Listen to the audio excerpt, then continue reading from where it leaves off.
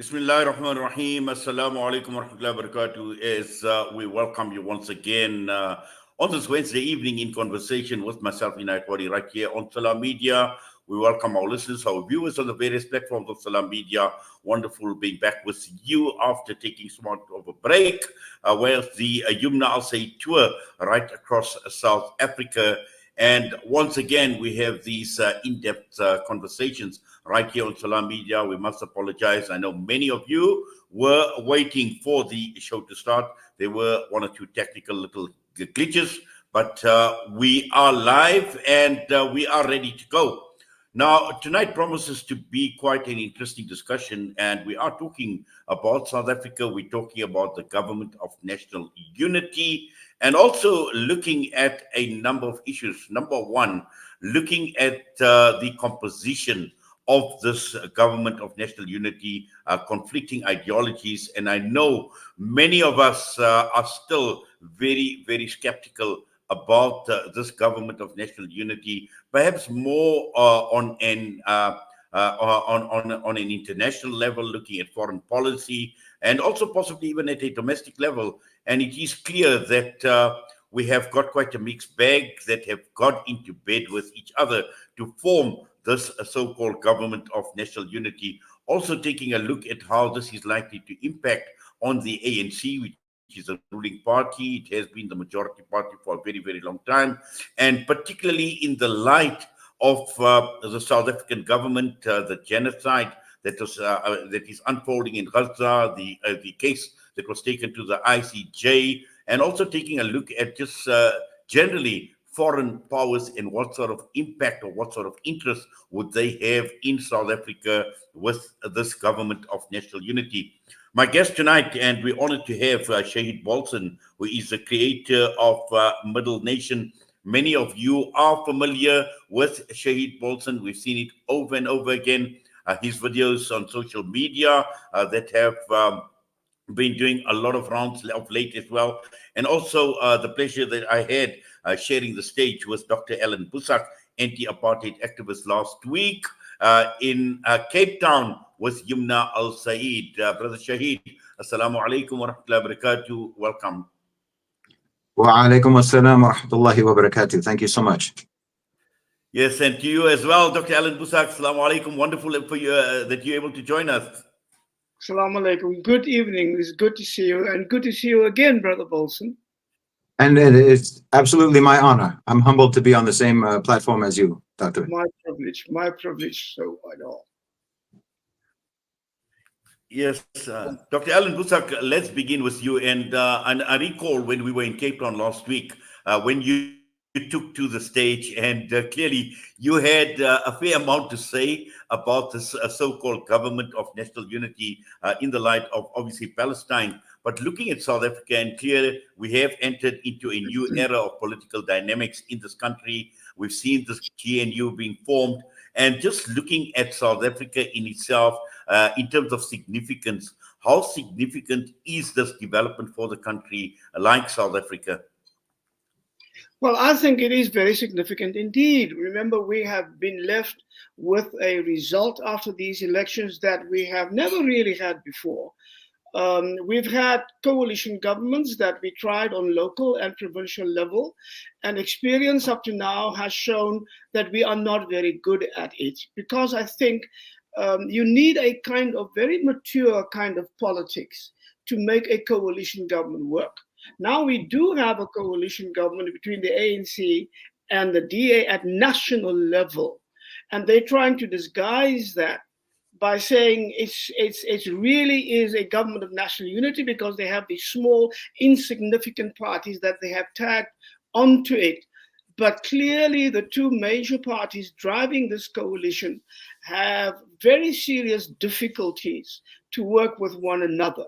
Internationally, we will talk about that, as I hear you say, but also on domestic level. Just today, we have this new strain upon the GNU about the Bella bill. That's the basic education bill that Mr. Ramaphosa is supposed or has indicated that he will sign on Friday.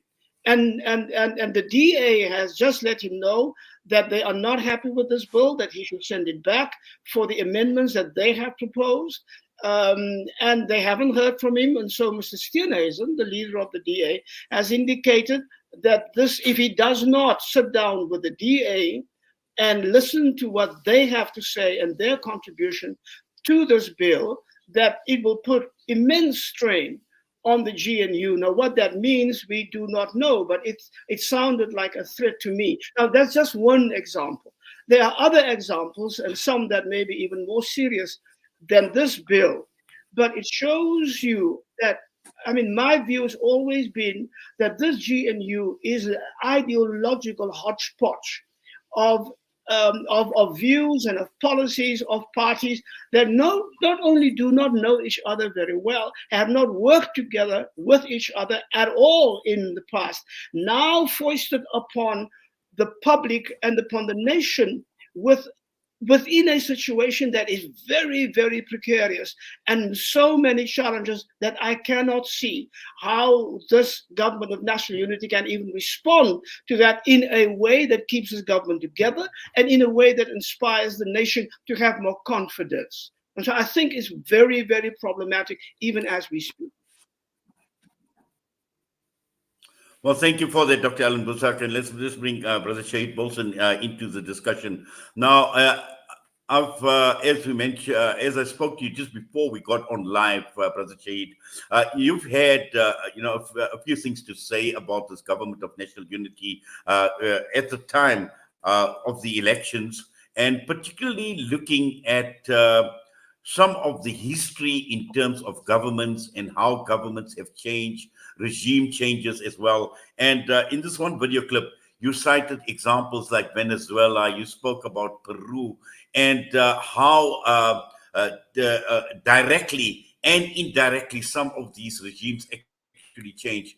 And you also made mention that South Africa could possibly be a target of this, and we're seeing it now. And Dr. Boesak spoke about this ideological nightmare that exists within this government of national unity. Just your thoughts and looking at this government, and we are talking of major ideological differences amongst the various political players in government. Yes, well, first, let me just acknowledge that I'm obviously a complete outsider to the situation in South Africa, and I can't in any way whatsoever speak as an expert about the situation in South Africa. But what I do know about is my own country, the United States, and how they operate in the world and how they have operated in the world, and what their priorities might be and what their motives might be, and their modus operandi, what it has been over the years. The United States has interfered in over 88 elections since 1945. We just saw them doing that. Well, you can look at, as I say, there's different methods that they use, and I've talked about that before. There's different methods that they use in order to get the results that they want. So, for example, you saw in Pakistan the removal of Imran Khan. You see what can be, I think, properly understood as a so-called color revolution in Bangladesh, the overthrowing of the government in Bangladesh. You see now the CIA is providing the vote counting machines and technology and software to Brazil to potentially control the outcome of their next election. And I believe that what happened in South Africa was exactly what I warned about, which is basically, excuse me, the infiltration of the government of South Africa by the United States, by specifically the neocons in the United States, to infiltrate the government of South Africa in the form of the DA. So I understand talking about ideological differences, but I would argue that it's not so much an ideological conflict as a conflict of loyalties. The DA represents a party that is affiliated with and aligned with neoliberalism, hardcore, fanatical neoliberalism, and it represents, in my mind, again, as an outsider, but as a Westerner who has some knowledge and experience of how the West operates, the DA represents a Western agent in South Africa a neoliberal agent, a colonizing class, representing the colonizing class in South Africa. And I don't see that. I see it as a conflict of loyalties more than ideologies, because anyway, the ANC has been neoliberal for decades. They have themselves pursued neoliberalist policies, even if they've been a bit sheepish about it, because they have their own pre-existing sort of anti-colonialist, anti-imperialist, anti-apartheid credentials. But nevertheless, they have pursued neoliberal policies. I think that getting the Democratic Alliance into the government was specifically a move to shore up the neoliberal faction, where the ANC, because of this is the nature of neoliberalism, by the way, it makes you unpopular when you pursue neoliberal policies, because inevitably it's a disaster for your country, and that inevitably causes you to become unpopular. And so I think that when you saw in the last election, this wasn't suddenly that the population realized that the ANC was not able to confront the various challenges that South Africa is facing. They've been knowing that, but they've been in a state of denial about that. And I think that what happened in the election was them coming to terms with the fact that the ANC isn't actually capable of grappling with the challenges, because anyway, what they have done ever since being in power through a great deal of their tenure is only to increase the problems in South Africa. So the United States realized that the ANC was losing popularity, was becoming weaker, and there was a danger that other parties might take the government, parties that were not neoliberal. Because anyway, the weakness of the ANC is based on their policies. It's based on their neoliberal policies that have created nothing but more problems in South Africa. So the United States, I think, understood that there was a danger that other parties that were anti-neoliberal could potentially take the government. So they funded and supported through logistics and through finance the Democratic Alliance to see to it that they would get in power, so that they could make sure that they wouldn't lose their influence in South Africa. Well, I mean, not only that. Thank you for that. Continue, Dr. Allan. Can I go ahead? Thank you. Not only that, we now know, of course, that period between 1985 and 1989, the period of the secret talks between the elites of the African National Congress and the elites of the old white apartheid capitalist establishment, where the ANC had bound themselves to the new liberal path that they would implement, even though in the policies that they had on paper and the policies that I, alongside Mr. Mandela, went around the country in 1993 and 1994 to convince the people that that ready to govern document is exactly where the ANC's truth and the ANC's heart was lying. But I mean, that was never the intention. So that was one. Then came 2019, when Ms. Helen Zille had that conversation with her supporters, and in which she precisely predicted what would happen in the 2024 elections, even to the numbers that the ANC would get around 40% and the DA would get around 20%. Now, no election works out that precisely. Nobody can foresee that far how the numbers would work out. You can work on trends and you can work on what you see may be developing issues, but you cannot be as precise as that. So that says to me that the situation that we found ourselves in after the elections in 2024 was not just by accident, or was not just the innocent income out of an election. Your idea, Brother Bolsen, that you say the United States had everything to do with this is absolutely true, I think. And the DA was they were not very open, but we discovered how the DA was in touch with the United States government, how they asked for support financially and otherwise, how the ANC actually saw this happen and did nothing about it because the ANC knew that was the way in which they were going to go. I'm talking about what Mr. Zuma used to say, the ANC of Ramaphosa, not the ANC of the people. And when you look at that, but also the other thing, of course, that caught them a bit off guard is they were thinking ANC over against the economic freedom fighters. What happened is that Zuma and the MK came in, and that was a completely unexpected development, which pushed them into the point that they could no longer hide the fact that the ANC and the DA were actually ideologically working with one another, actually in one bed, as you described. So that is absolutely true. The situation now, of course, is what is beginning to be clear is that the pretense of the ANC to be a party of the people, for the people, with policies that would actually be in the interest of the people, that pretends, that mask is being ripped off. The DA, as a racist party, fundamentally, that mask is being ripped off. And in two specific instances in the appointments, we can actually see that.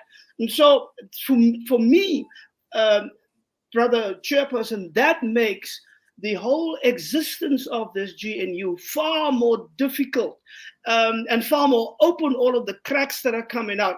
And I do not think that with all of these pressures from inside and from outside, they will be able to exist as one sort of face towards the nation for much, much, much longer. I see that these pressures will force upon them a move that might make them fall apart sooner than we might have thought or they might have thought.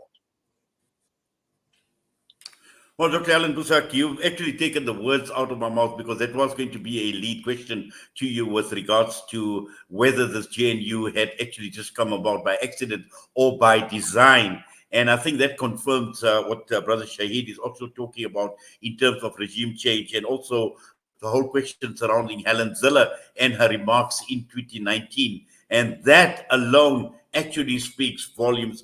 Now, Brother Shahid, regime change, I think is, and as you spoke about, you said a conflict of loyalties more than conflict of ideologies. And it is clear in a country like South Africa, where we've got this huge gap between rich and poor. We're one of the most unequal societies in the world, and obviously infested with socio-economic issues as well. And here you have a government of national unity, where on the one side, you've got the DA, and even we've seen it with regard to funding in the elections as well, the people behind the funding, some of these political parties that are now part and parcel of this government of national unity, how well they were funded, and again, representing a certain class of people, where on the other hand, the masses have been calling out, they've been crying out to the ANC, where do we stand? Why are we not represented? Why our interest? Why is our lot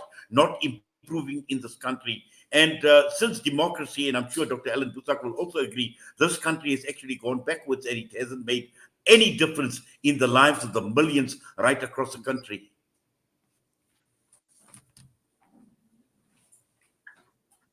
Yes, I'm not sure if there's a question in there. It's a statement, and it's an absolutely true statement. I think that as I said, it's, I've talked about the last time I was on the same platform as Dr. Boesak. I said that the GNU shouldn't be called the government of national unity. It should be called the government of neoliberal unity, because the ANC and the DA are together on that. But the difference is that no one expects differently from the DA. Dr. Boesak talked about that their mask has been ripped off. Well, it was a very thin mask to begin with. But the ANC has, how can I say this? People have been voting for the ANC, in my opinion, based on their history, not on their present. Based on their memory of the ANC, not on their experience of the ANC. So they're willing to give a benefit of the doubt to the ANC that it has for a very long time not deserved. I think that he's Dr. Boesak is absolutely right that the mask has been ripped off. Now, if you want to make a difference between the ANC and Ramaphosa's ANC, I don't know, but I think that you need a different party altogether, because the ANC is the ANC as it exists today, and it has deteriorated morally. It has deteriorated in terms of its actual connection to the population and its concern for the population and its loyalty to the population. And I think that the very reason this is the almost a paradox or an irony, that the very reason that the ANC has lost or was losing its popularity and has become weaker and causing mistrust among the population is because of their pursuit of these neoliberal policies, their alignment with Western capital, their either fear or for whatever other motivation, their cooperation with the West, their cooperation, if you want to call it that, you could call it subordination to the West and to the United States. This is what was causing their decline in popularity and the mistrust by the population, which is why they ended up not being able to, why they lost their dominance. And it was epitomized by their selection of the DA. That's who they would make a coalition with. Yeah. You have other people, you have other parties you could have made a coalition with, but you chose the DA, meaning this rot is very deep in the party. It's a very bad instinct on the part of the ANC. It's the same instinct that has led to their downfall, and yet they are still choosing to follow that instinct when they decided to align themselves with the DA. They're choosing not to side with their own people. They're choosing not to side with their own population, and it's very clear sort of whose side they're on. But the only sort of potential leverage that the population has with regards to the ANC is the fact that they do have a history. They do have noble credentials from back in the day. And they did at one point have articulated morals, articulated principles, articulated values that they can be called to account for. The DA doesn't have that, but you can still potentially call the ANC to account for their values. If you require them to re-articulate their values and declare their values, then you can potentially call them to account for that. True. Dr. Boesak. I hear you speaking, Brother Bolsen, and I as I look back over the many years of involvement, and first with the ANC and then outside of the ANC, but always in the political situation of our people, I've come to realize that people of my generation, and many of the activists that I worked with for so long, there is a trauma that we have experienced, and the trauma is this: that the ANC that we had in our heads and in our hearts as we heard about them. Look, people like me have not seen Nelson Mandela since we were born. I mean, so and our involvement, we haven't heard him. We heard of all these legendary figures. We met some of them. I met Oliver Tambo outside, and he was immensely impressive. But the ANC that we had in here and in here was not the ANC that came back from exile. And that was a traumatic thing for us as that realization dawned upon us. And over the last 30 years, that realization has become such a reality. In my conversations once with one of the top people of the African National Congress, he said to me, I said to him, you know what, I think it's better for the African National Congress to simply implode or explode. Just fall apart, so that we can have an opportunity to build on the ashes of that thing, a new movement that our people can have faith and trust and confidence in. because the love that the people had for the ANC has been so viciously betrayed that is no longer good for us. His response to me was that, remember, if the ANC falls apart, our people, because the ANC is so intricately involved in the lives and the history and the dreams and the hopes and the aspirations of our people will not be able to deal with that trauma, was his response. I was saying to him, you might be talking about an older generation, because the younger generation, this was now a conversation in 2012, 2013, because the younger generation do not feel the same way about the African National Congress. There's already a change. One young person at a university conversation that I had said to me, the problem with the older generation is that they have the politics of sentiment. So my father and my mother and my grandparents, they vote for the ANC because it's Mandela's ANC, it's Tambo's ANC. But we, young people, we don't think like that. My question is, he says to me, what has Mandela done for me? How has the ANC helped to secure my future?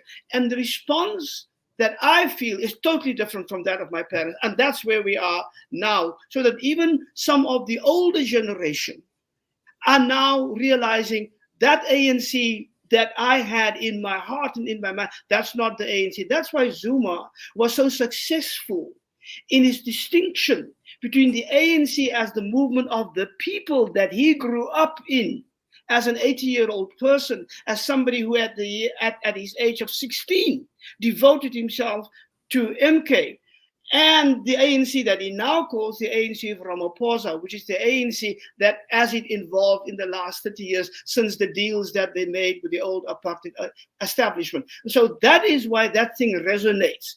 And my feeling is, as I listen to people, that distinction is going to be more meaningful and politically impactful as we go along, as from this moment onward. Yes. If I may, also, Dr. Allan Boesak, I think. Okay, go I'm ahead. sorry. I'm sorry. I know you want to move on with other topics and other questions, but I just wanted to comment to give ANC some kind of I guess benefit of the doubt or understanding, if not pardon. 30 years ago, the world was very different. True. The world itself was tremendously different 30 years ago. It was a unipolar world. The Soviet Union had collapsed. America was the last man standing at the end of the Cold War.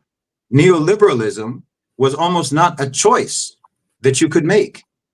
And I think that older generations are still stuck in the mindset of the way the world was when they were young.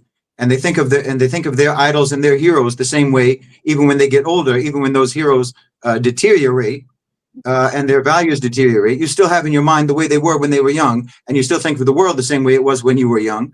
But young people today are living in an incredibly different world, in a tremendously different world, and their expectations and their aspirations and their realistic plans or realistic strategies for a way forward for South Africa is something that probably wasn't even conceivable 30 years ago. For example, multipolarity. For example, BRICS. These are things that were unthinkable 30 years ago. So the South Africa or the ANC rather fell into the trap of neoliberalism to a certain extent because there was no other game in town. But today there is. Now there are choices. Now there are other ways to go. There's other ways to develop your country. And in fact, I think I'll let us move on to something else. But I think that the real reason why America infiltrated the government of South Africa and supported the DA and did what they did, and why they're doing what they're doing all around the world, is precisely because they want to undermine the BRICS project. I don't think that there's any way that you can look at the domestic situation in South Africa without putting it within the context of the entire BRICS project and America's animosity to that. Absolutely. I agree with you, except when I talk with young people, and I'm taking that forward in all the ways that I can, that we are saying that by the beginning of the 1960s, thinking of somebody like Kwame Nkrumah already then said to African countries, look, this independence that we are chasing and that some of us are having right now, look very closely, because there is such a thing as new colonialism. When this phase is over, this is what they will try. And he wrote eminently sensible things about that. So young people who go back to Nkrumah now and who quote him now in their debates about coloniality, decoloniality, anti-colonialism, as we are now seeing, and what is happening in West Africa right now, they are saying to me, how come that generation did not listen more closely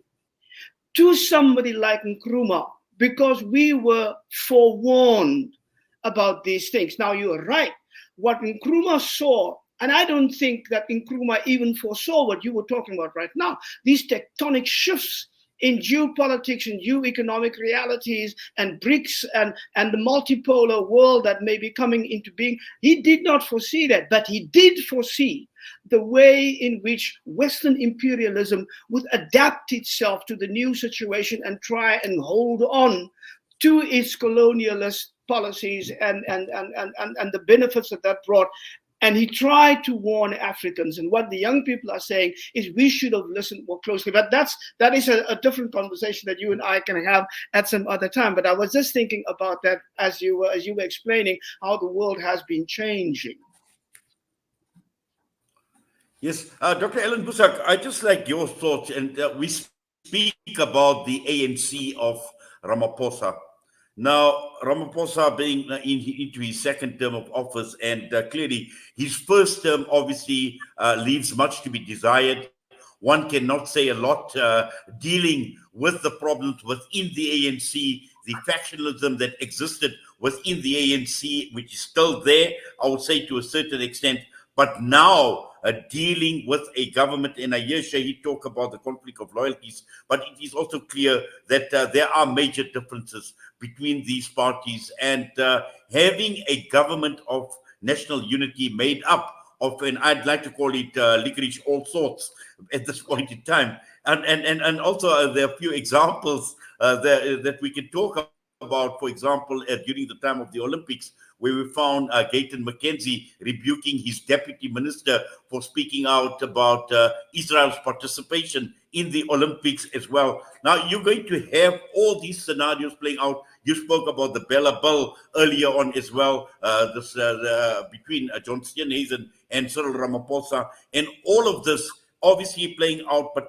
at the same time, these were burning issues in the build-up to the elections. These ideological differences were glaring when one looks at the manifestos, when one looks at the electioneering that had taken place, and all of that, and now to bring all of that together into a single government. I think I'm not too sure, I'm not convinced that we're going to see this government last. No, I mean, I agree with you. I agree with you. It's not as if the DA was not very clear from the very beginning what it stood for. Everybody knew that.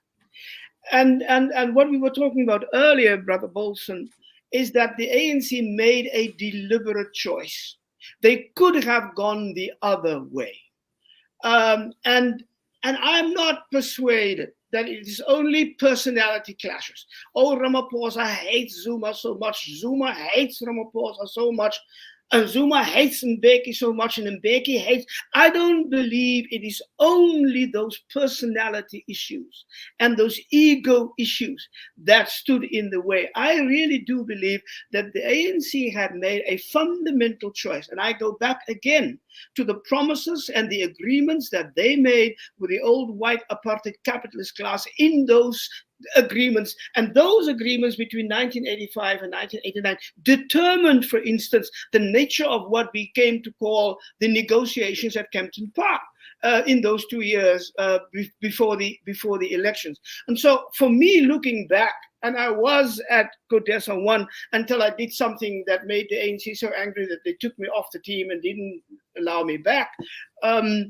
But those negotiations now, within the framework of our historical development, to me seems more like political theater than reality.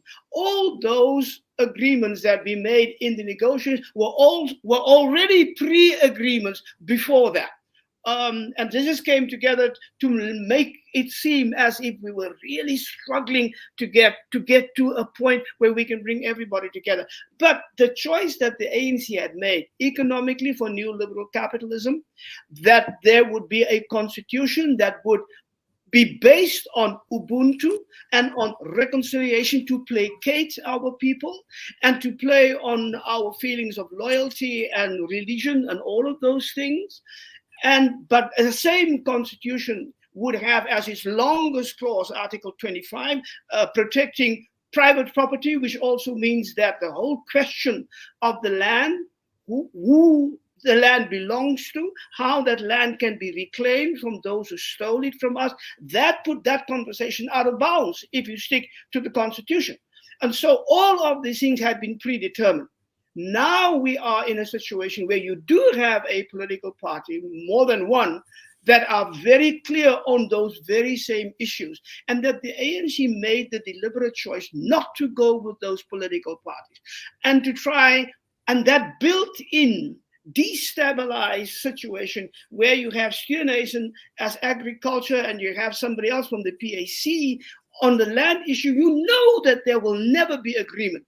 So it is a destabilization of the GNU that is built into the way it was formed, because Cyril Ramaphosa understands very well, if there are these two obstacles opposite to one another on the land issue, then the chances that the land issue will become a real discussion point for the nation are very small. And so that's why I'm thinking this is manufactured, but it's being too clever by half, as the expression goes.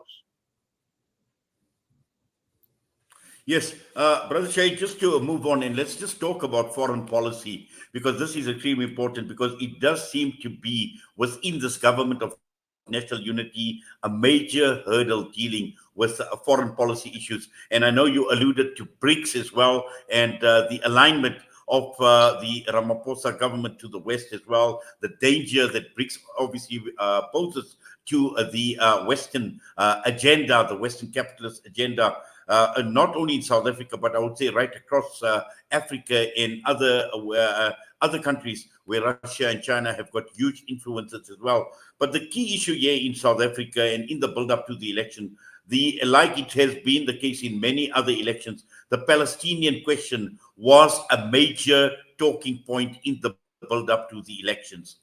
We've seen the ANC using Dr. Naledi Pandor, the roadshow that Dr. Naledi Pandor had done in predominantly Muslim areas, obviously, to try and win the Muslim vote. That obviously didn't materialize. And also at the same time, we've seen other political parties, the pro-Zionist faction. We've seen the DA in recent times adopting a more central approach to the Palestinian question. But then you have parties like the Patriotic Alliance, the leaders spewing venom against the people of Palestine. And we've got all these different views as far as foreign policy is concerned. What had happened with Russia and Ukraine, the DA obviously highly critical of South Africa's position as far as Russia is concerned. Now, all of this at the end of the day tells us one thing, that there are indicators in South Africa that there is a pro-Zionist lobby operating within South Africa.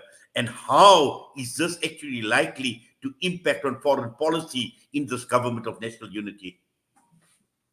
Well, I think I don't know if I would necessarily agree about a pro-Zionist lobby. What it is well, first you have to understand what Zionism itself is, or what Israel itself is, which is just you can say the Jewish brigade of Western imperialism. So what you have is an imperialist lobby or an imperialist faction, a Western colonizing faction in South Africa and in many other places, obviously, and they will naturally align with Israel and with the Zionists because they have an interest in colonization. They have an interest in imperialism. This is the faction that they belong to. So they will support it wherever it manifests itself, just as they are supporting it in South Africa itself. They support it in Palestine. They'll support it in South Africa. and they'll support it anywhere else that it rears its head. So I don't know if it's Zionist specific, but Zionism has to be placed within the context of overall Western imperialism, and the DA clearly is part of that faction, is aligned with that faction and aligned with those interests. And this is what I mean about loyalty or disloyalty and the conflict of loyalties, because obviously an imperialistic faction within your country is not loyal to your country. An imperialistic or colonizing faction in your country is not loyal to the people of your country. And you can know immediately if America is supporting this party or that party, or this NGO or that NGO. If America is supporting you, or if the West is supporting you in your country, then all that actually means, to properly understand that, is that that party or that organization or that NGO is supporting America in your country. That's the way you have to understand it. If the US is backing you, that means that you are backing the US in your country and the US's agenda in your country, which automatically already makes you from the colonizing class and from the imperialistic class. So it would be strange for the DA to not be pro-Zionist. It would be strange because you come from the same faction that believes in and supports and has an interest in Western imperialism and Western colonization, the disenfranchisement of the indigenous people. How could the DA not support Zionism when they support the disenfranchisement of indigenous people in South Africa? How could they not be supportive of people elsewhere doing the same thing that they want to do? That's it doesn't make any sense to expect anything else from them. So I don't think that they have to be persuaded in any way whatsoever to be supportive of Zionism, because anyway, Israel is an appendage of the United States, and the DA is an agent of the United States. So you couldn't expect them to take any other stance. Yes, Dr. Boesak, I know last week when we were in Cape Town, you expressed reservations, you expressed serious concerns with regard to this government of national unity dealing with the Palestinian Israeli the genocide that is unfolding. And again, in terms of how does this government of national unity maneuver or negotiate around this pressure, especially with these conflicting ideologies and policies of these parties. And as Brother Shahid spoke about the DA as well, which is just one example. You are in the Western Cape, and we know when the election was fought, there was a huge campaign about keeping the DA out because of their pro-Zionist position that they had adopted. So at the end of the day, I think, again, coming back to somebody like President Cyril Ramaphosa in terms of having the capacity to actually deal effectively and robustly on the Palestinian-Israeli question, like Dr. Naledi Pandor did. Well, yeah. Well, just keep a few things in mind. Number one, you will remember, think back as to when, especially after October 7th, when the public in South Africa rose up in their numbers. You will recall that when we staged all of these rallies, they grew and grew and grew. We had a first march that drew something like 10,000 people. We had a second march that had almost 200,000 people, which put so much pressure on the African National Congress that they had to act in some way. That was the first thing. Number two, remember that Mr. Ramaphosa made very few public remarks about Gaza and about Palestine. He personally never used the word genocide. When he did make a statement, he made the statement with his National Executive Committee standing behind him. In other words, as the president of the African National Congress, repeating ANC policy.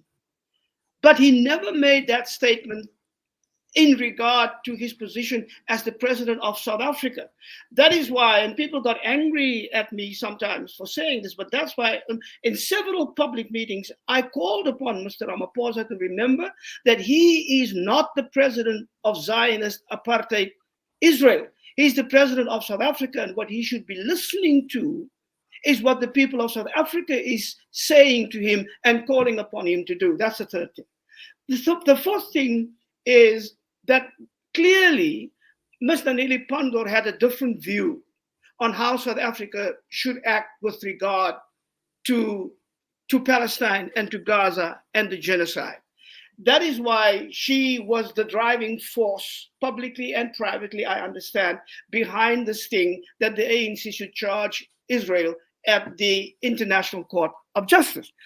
But remember that those decisions, the rulings from both those courts that came out, came with a certain set of obligations.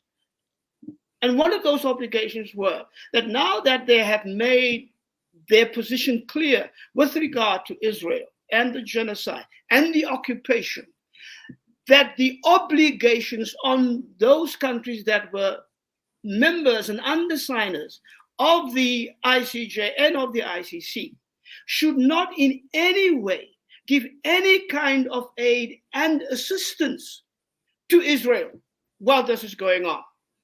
But what does South Africa do?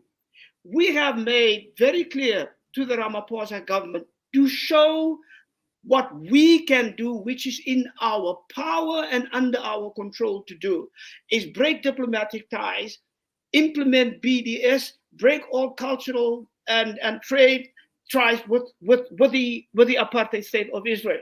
He's never done that. He's never even talked about that. We had to go and once again, after what we took to the International Court, not doing the obligations that were laid upon us. GenCore, which is a company that Mr. Cyril is intimately involved in, as is his brother-in-law, as is his family, Anglo-Val, Anglo-Gold, Anglo-Coal, all of those companies he has connections with, and all of those companies are still providing coal to Israel, even in this situation. Even after Colombia, that was a larger provider of coal and energy to Israel, had cut all ties, not doing that anymore. South Africa is totally quiet about that. Mr. Ramaphosa has not said a single word. Now, my question is that not the height of hypocrisy to bask in the glory of the ICJ and the ICC that we have initiated, so to speak, but then not follow up to make the obligations that would make it really difficult for Israel to continue to do those things and cut off the ties that helps Israel? I mean, it's something that angers me so much, and Mr. Ramaphosa has no indication given to us that he is even willing to think about that, never mind make pronouncements upon it. And so that is, for me, a serious, serious problem. And it says to me that in South Africa, we cannot stop piling pressure publicly on this government until these things happen. And of course, Thank you for that, Dr. Boesak. Brother Shahid. And there you have a government of national unity where you have most of those parties publicly backing the Zionist point of view, backing Israel, not talking about what is happening to Palestinians, and the president who cannot stand up and say to them, I invited you into this government unity on this issue. We cannot compromise. We have to be on the same side because it is such a humanitarian issue. I mean, you cannot talk about more than 15,000 children dead and then you still look for ways in which you can justify your support for Israel. That should be off the table immediately. Thank you. Thank you for that, Dr. Boesak. Brother Shahid, would you like to comment? Because I think what is important in what Dr. Boesak obviously is saying is, South Africa basking in the glory, taking the case to the ICJ, but we're still not doing enough. And recently, we've actually heard rumblings coming out of Israel, going to the United States of America, putting South Africa under pressure regarding the ICJ case and withdrawal as well. So you've got that pressure coming from that side as well. And on the other side, it does appear, and from what Dr. Allan Boesak is saying, he mentioned Glencore, he spoke about coal exports, it's business as usual. Yes, well, I agree completely. And I would say that this is why it's important to understand the nature of your government, the nature of the GNU as a government of neoliberal unity. and the DA as an agent of the United States, and understand what actually took place, so that you have realistic expectations about your government, and which means that leadership has to come from the people. You can't expect leadership to come from this government. Leadership has to come from the people, and whatever pressure South Africa may be under from outside, whatever external pressure South Africa may be under, the people themselves have to exert more pressure. Their pressure has to match and surpass whatever pressure the government is receiving from the United States or from Israel or what have you. I won't even talk about the pressure from Israel. They don't have the power to pressure anyone. The United States has the power. But I would also say that it's important to also understand and realize, like what we were talking about before, that the power dynamics in the world have changed dramatically over the last 30 years. They've changed dramatically just over the last decade. In fact, they've changed dramatically just over the last 3 years. So even when you talk about America putting pressure on South Africa, for example, threatening sanctions or what have you against South Africa, which never happened and won't happen, America is bluffing, because they don't have that kind of power left, and they don't have those kind of options. They don't have the power to exert that. They don't have the option to exert that kind of power anymore, because it's not a unipolar world anymore. And because South Africa is part of BRICS, and the very reason that they're interested in trying to interfere with South Africa is because South Africa actually has options now. They have options that they didn't have 30 years ago. They have options that they didn't have a decade ago. And this is why it's very important for them to try to control it. This is why they want to put a Zionist or a pro-imperialist, pro-colonizing party in the government, because they know that they can potentially lose South Africa, and they can potentially lose, as a result of the BRICS project, they can lose their hegemony globally. So this is extremely important to them to try to maintain. And the government, you have to understand, whether you want to believe that the ANC is a hostage to American pressure, or if they are themselves morally deteriorated to the point that they're basically the same ideologically as the DA, and simply don't want to be exposed completely as neoliberal colonizing collaborators, whether you want to believe that they're hostages or they are willingly participating in this. The point is that you have to support their ability to refuse Western pressure. In other words, you have to increase your own pressure as a population from the grassroots. You have to increase your pressure. And I'm not saying just match the pressure that they're getting from outside. I'm not saying just match the pressure that they're getting from the West. You have to surpass it. You have to pressure your government to the point, just like Brother Boesak was saying. You have to push them to where it's impossible for them to take a pro-Zionist stance, where it's impossible. Because at the end of the day, you can't, it's not a dictatorship. You do have elections, and even if the US can interfere with those elections, even if they want to rig the election, still the outcome of that election has to be plausible. Even if it's a fake election, the outcome still has to be plausible in some way, because you want to still maintain the appearance of a democratic system. So you can't have a government that is completely in denial or in defiance of overwhelming public pressure on any particular issue.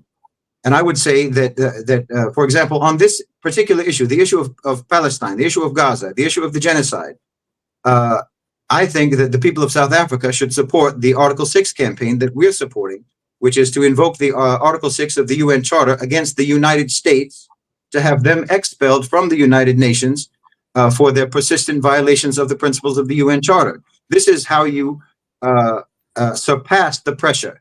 You don't just match it. You go for what is, you double down and you escalate in terms of the pressure that they're applying. Then you return the pressure. Okay, you have the ICJ case, that's some pressure. Now let's say, well, let's actually see whether or not the United States, which is actually the one responsible for the genocide in Gaza, let's see if the United States can stand the scrutiny of their use of the veto power, for example, can they stand the scrutiny of whether or not they have upheld their commitments to international law, or whether they have persistently violated the terms of the UN Charter? And if they have persistently violated the terms of the UN Charter, well, then the UN Charter has a provision for expelling them on that basis. So this is how you can escalate the pressure, rather than giving them, you as they say, you shoot for the stars so you can land on the moon. And I think that you simply cannot expect for your government to take a moral position. You can't expect for your government to take the principled position when you know who they work for. So you have to apply more pressure than the pressure that they're under from their Western managers. Yes, shukran for that. Yeah, Dr. Allan, earlier when this genocide had started, and I had the opportunity of talking to an academic, a Dr. Nidal Sakar out of the United States of America, and just following up from what Brother Shahid Bolsen is saying and talking about reforming the United Nations. And the statement that he had made at that point in time is Gaza will be determining what a new world order would look like. And we've seen it even together with the ICJ case, even with former Minister Dr. Naledi Pandor talking about reforms within the United Nations. And we've seen over and over again, and also looking at the entire world, all the countries that are part and parcel of the United Nations. Even we're talking about the OIC, the Organization of Islamic Countries, we're talking about the Arab League, and everyone seems to be placing reliance and pleading to the United Nations to do something about the genocide, and which is proven to be hopeless. It's proven to be impotent as well. And at the end of the day, it's a body that cannot enforce. And hence, you speak about 15, 16,000, over 40,000 people that have been killed. That figure could be a lot more from what Yumna al-Said was actually telling us, people that have not been accounted for, people that could not have been identified. And again, looking at South Africa and also an African position in the United Nations, particularly in a time like this, in a time like genocide, because we in Africa have not, we have seen genocide within our own continent as well. So we haven't escaped genocide in this continent, considering what has happened over the years, colonialism and all of it. And clearly that new world order, that reform within the United Nations is absolutely crucial and critical. Yeah, well, you are absolutely right. I mean, it's a bit of a dilemma that there are many people now, in light of the inaction of the United Nations to act against a country like the United States that have for the last, 70 years or so, consistently broke what they call the rule of law and the Charter of the United Nations by their interventions, by the chaos that they bring, by the assassinations of leaders, all of those things. That is very clear. But it looks as if the United Nations is totally still in the grip of the US, and now every now and then of the UK and its European allies. But that situation is changing. I was privileged to be part of an international commission between 1991 and 1993 that worked on the United Nations and the reforms that we would like to see. And it amuses me to see how what we identified in that commission and our final report then, so more than 30 years ago, are exactly the issues that have surfaced now. And it's because with all of these mistakes and difficulties and failings, the UN, is the only international platform that we have. It is a charter that is agreed to by every single member. So Brother Bolsen is right. If they had agreed to it, if they had undersigned it, then it means we can hold them accountable to the things that they have accounted themselves for. So it seems to me that it is now with Gaza, and your friend from the United States is absolutely right. I mean, Gaza has changed the way we think about the world and the rule of law and the politics and the morality of politics and the politics of morality and all of those. Fundamentally, never, not even South African apartheid with Sharpeville and Soweto, with the killing of our children in that way, has been able to be such a dynamic force as Gaza. It's also, I have said to people, and you may have heard me say that, I do not think that ever since 1919, the 1980s, our people in South Africa have been brought together in a united fashion, in a strength and in a purposeful way, in the way that Gaza has brought us together. Now, all of these things are very meaningful if you can translate that into international politics. The solidarity you have seen from across the world, especially from young people on the campuses in the United States.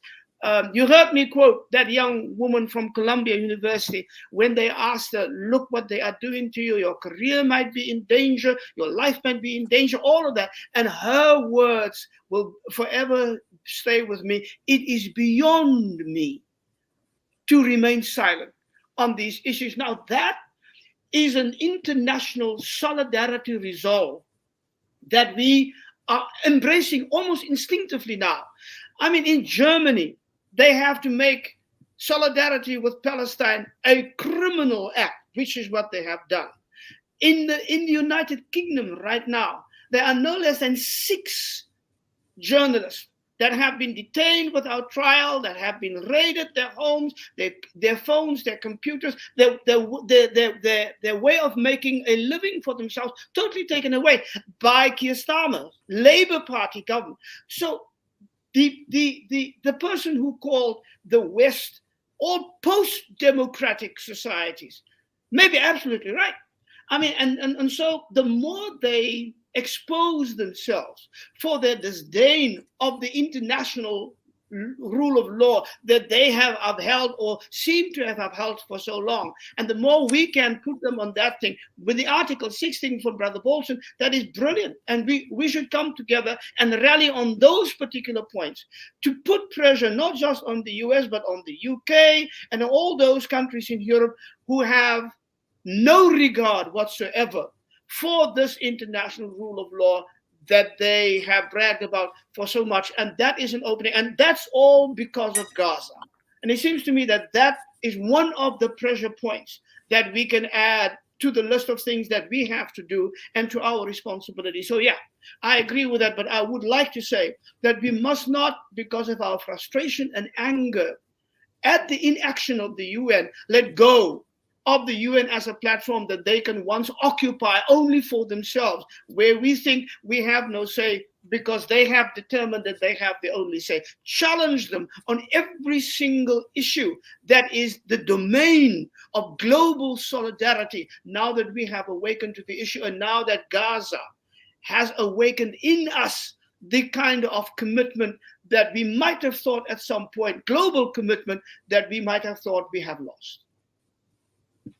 Thank you for that, Brother Shahid. Dr. Allan Boesak speaks about the inaction of the United Nations.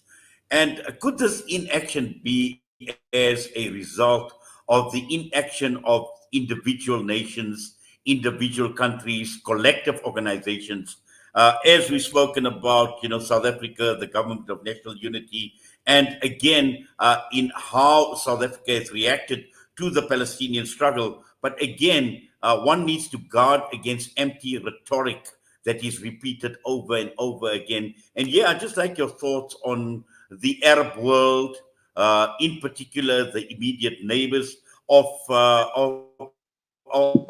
Palestine, and also at the same time looking at their response to this genocide, their inaction, because we've seen the Arab nations repeatedly calling on the United Nations, which has proven to be ineffective.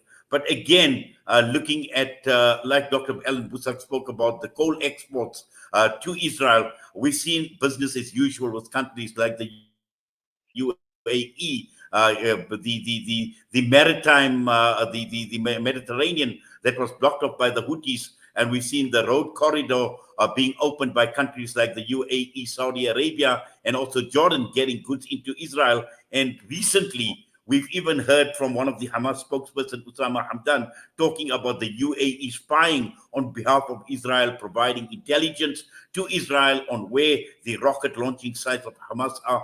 All of that put together tells us that, we've got a problem. And I just needed your thoughts on the Muslim world and what the Muslim world's response to this Gaza genocide should be. Well, first, I would say you began by talking about the inaction of the United Nations, and I think that the idea that the United Nations has become an impotent organization. And I just want to reiterate that the United Nations is not, by any stretch of the imagination, an impotent organization. If it was an impotent organization, America would have no interest in dominating it. They would have no interest in controlling it if it wasn't potentially powerful. So the United Nations is undermined and sabotaged by American domination. It would otherwise be an effective and extremely important organization. It is, as Dr. Boesak said, it is the only international body with the mandate for the enforcement of international law. This is an absolutely crucial organization. The charter is beautiful. There are many incredibly important and useful programs and other wings of the United Nations, like UNRWA, WHO, and so forth. So it's a very powerful organization, which is the only reason why America wants to control it, because it is the mechanism for accountability. And that's the main thing that has enabled America to act as a rogue state for these 8 decades, nearly 8 decades, is because of their domination of the United Nations, which guaranteed them impunity, which is why we are seeking for the invocation of Article 6 to expel the US from the UN, to thereby remove the impunity from them, and they can potentially be held accountable. Now, with regards to the Arab states and the perception of their inaction, I would say, first of all, that you have to remember where they are and what their history is. They have very deep scars and fresh memories of American aggression and American violence. You had Iraq was attacked in 2 Gulf Wars, occupied for over 20 years, and those Western imperial forces are still there now until today, even though they have been told to leave. We've had war in Syria, we've had war in Lebanon, we've had war even in the 50s in Egypt, war in Libya, invasions of all of these places. Not to mention the fact that the first head of state who was there was ever an attempted assassination by the CIA of a head of state, it was in Syria in the early 1950s. And then, of course, there was the overthrow of Mossadegh in Iran. So this region is intimately aware of what America does and how they operate. And they also understand that Israel itself, the historical function of Israel, or at least one of the primary functions of Israel, has been specifically to disrupt and destabilize the Arab region. So they're coming from a position that's quite unique compared to any other countries with regards to how those countries respond to the situation in Gaza, in that they have felt the vengeance of the United States firsthand many, many times.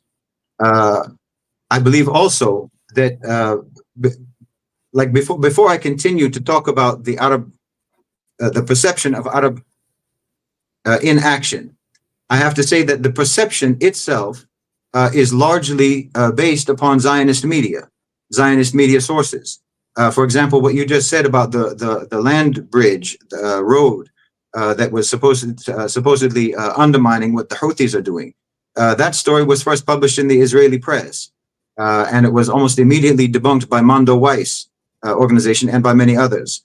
So there are a lot of stories going around to try to plant in people's minds that the Arab regimes are cooperating with Israel, or they're collaborating with Israel, or that they are being inactive, when the reality is that they are in a very sensitive position, number one, given their history and given their location.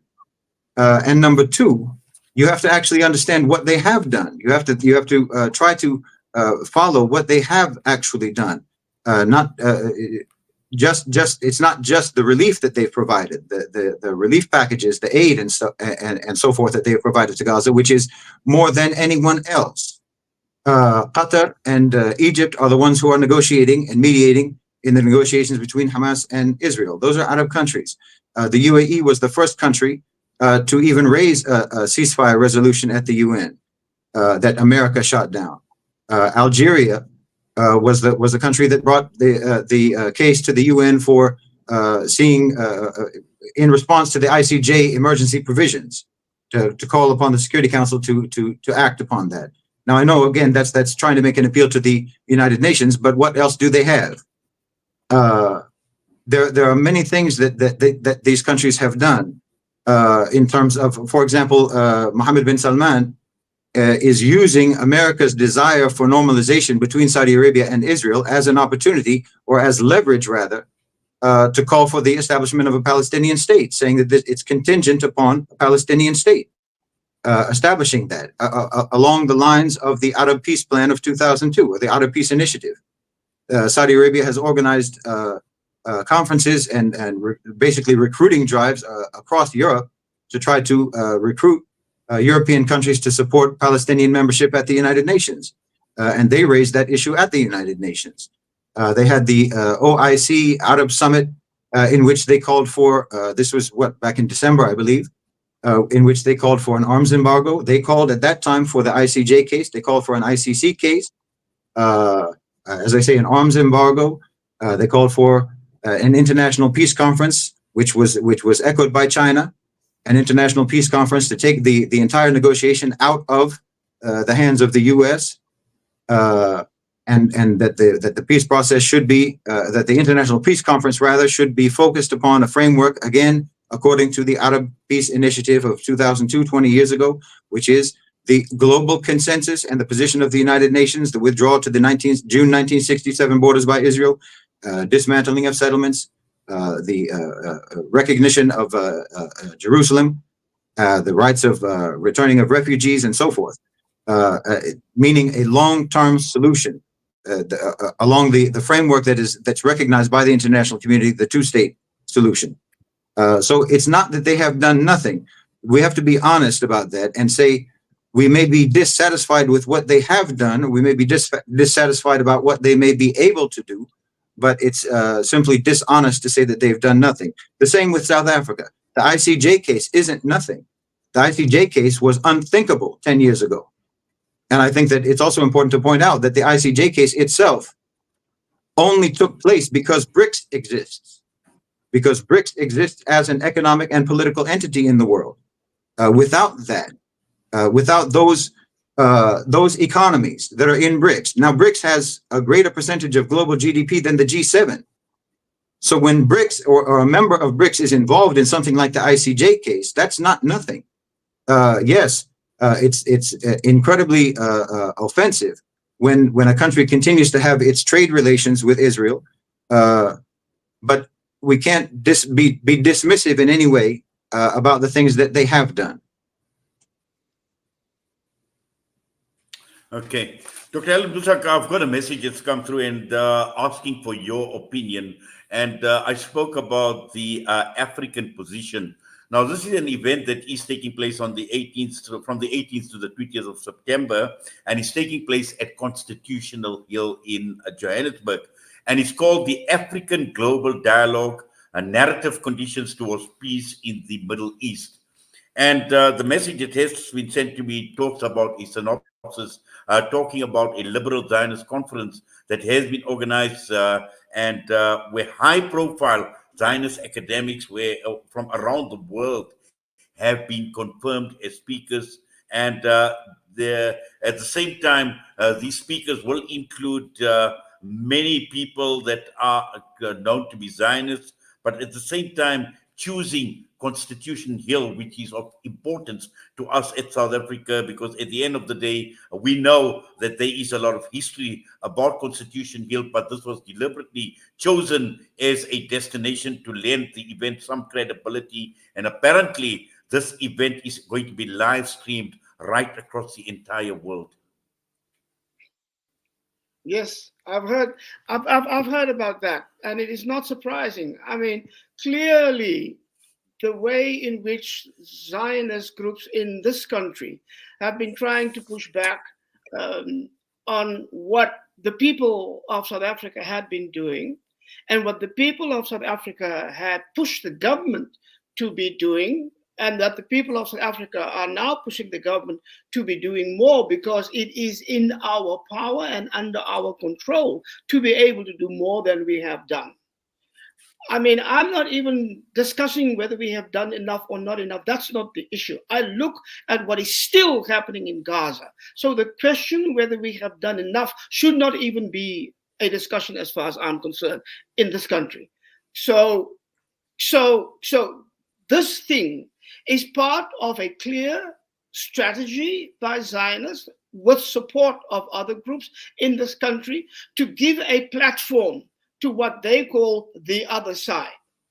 And the fact that the space for them internationally has shrunk so dramatically, with young people on the campuses, even in the UN, and all of these other international fora, and in that they had to take such draconian measures, as I have mentioned, in the UK at the moment, in the US at the moment, and in Germany at the moment, and so on, that they have to take such measures that is a clear departure of any democratic ideal that they might hold, has now forced them to change and adapt the way that they would continue their support for Israel at this moment when it looks as if Israel is more in a corner than ever before. Now, that this conference being held here is in effect an acknowledgement of the way in which South Africa's people have been able to move the agenda from just talking about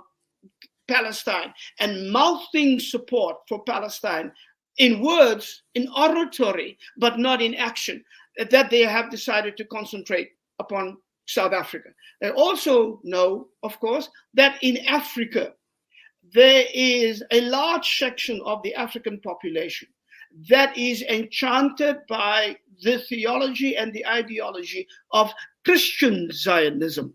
So it's important for them to provide a platform from here where there is clear push against the ideology and the theology of Christian Zionism. I myself am involved in a worldwide organization that is preparing a very strong point of view and stance on this question of Christian Zionism that we will take to the Christian churches involved in the World Communion of Reformed Churches, of which my denomination is a part.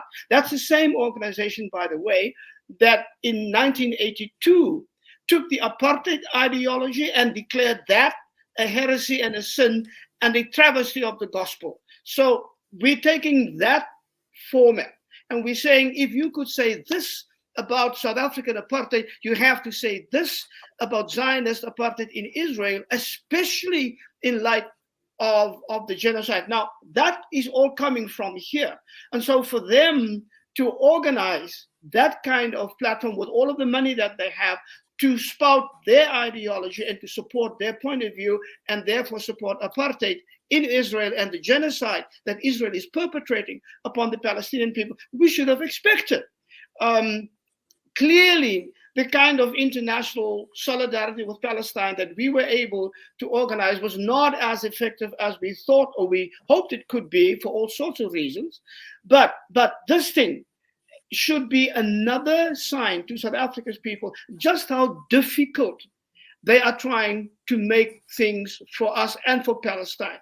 It's also an acknowledgement, however, on the other side, just how effective we have been able to be on this particular issue. That is why they have this conference. And so we will just have to find ways and means in which we can continue to provide this counter voice, this voice for Palestine in the South African situation and in the worldwide situation, and an impact that we had on international opinion, that impact can be multiplied in many ways. And so for me, I look at this and I see this is happening, and I think, yes, it's an acknowledgement. And so in a way, it is an encouragement for us And it's an invitation to us to think even more imaginatively, to be even more creative in the way that we find ways to support and give our support and solidarity to Gaza and the people of Palestine in general. Well, thank you for that, Dr. Allan Boesak. I think we've got to a stage now where we're basically going to wind down, and just to get final thoughts from both of you, starting with you, Brother Shahid, just some final thoughts, and then we'll get some from Dr. Allan Boesak.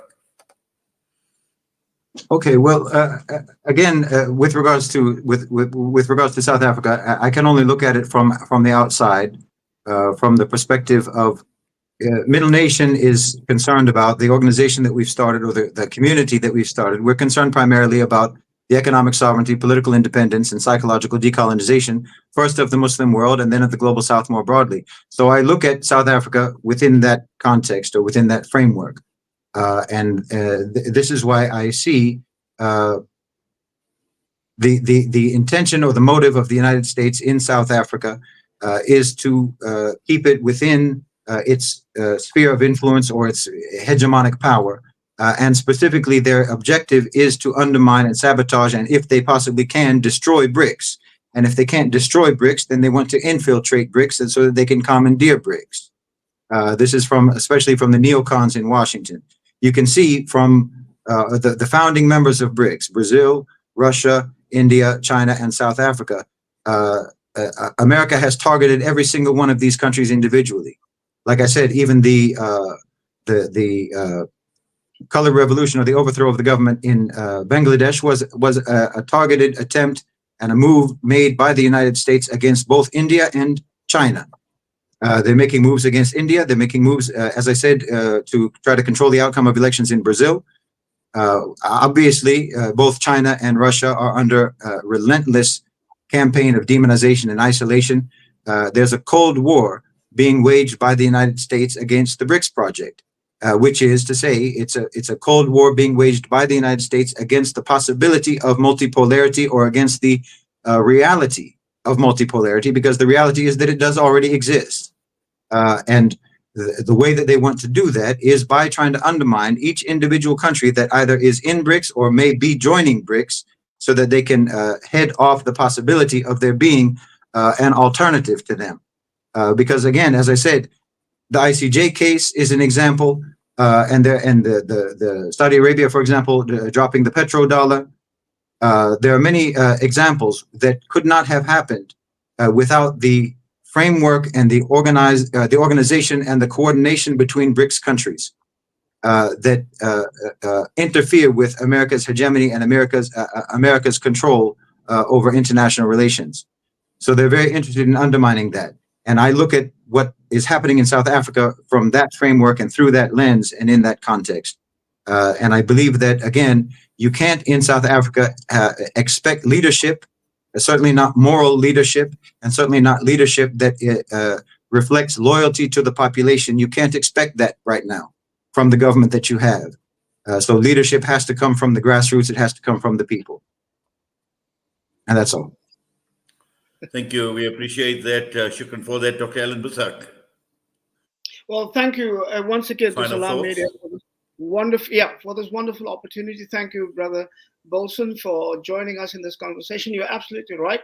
The one thing that I have been encouraged about within our pro-Palestine movement here is that from the very beginning, we have not only placed it within the framework of that famous Mandela saying that South Africans understand that our freedom will never be complete unless Palestinians are completely free, but we have broadened that to say this is a global movement. This is a cause for humanity. It's not just about apartheid South Africa and maybe the symbolic some similarities with apartheid Israel. It's about more than that.